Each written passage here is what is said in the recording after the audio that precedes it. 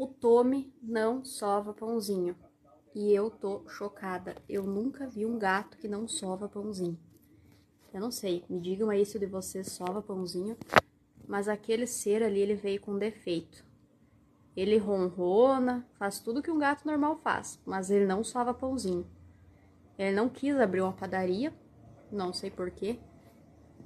O que aquele lá não sova, esse aqui sova, gente. Meu Deus, ele passa o dia inteiro sovando pão.